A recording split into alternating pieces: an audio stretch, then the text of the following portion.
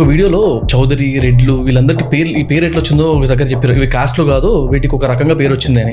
ఒకసారి దాని గురించి మాట్లాడదామా? చౌదరి అనేది టైటిల్, ట్యాక్స్ కలెక్షన్ ఏజెంట్కి ఇచ్చిన టైటిల్ అది, అంతే తప్ప అది కులం కాదు.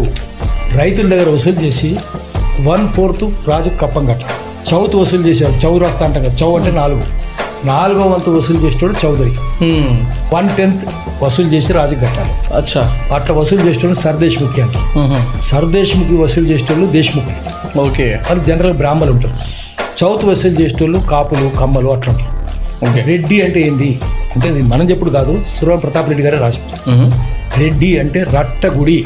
ఓకే, రట్ట కన్నడలో భాషలో రట్టగుడి అంటే భూమిని గుత్తకు తీసుకునే వాళ్ళు, ల్యాండ్ భూమి కుత్తేదారు, ల్యాండ్ కాంట్రాక్టర్. సో రట్టగుడి, రట్టుడి, రెడ్డి అయింది. ఓహో, రెడ్డి పోయి రెడ్డి అయింది. సో అది కులం కాదు, దాంట్లో అందరు ఉండొచ్చు, కాపులు ఉండొచ్చు, కమ్మలు ఉండొచ్చు, వెలమలు ఉండొచ్చు, ఎవరైనా ఉండొచ్చు.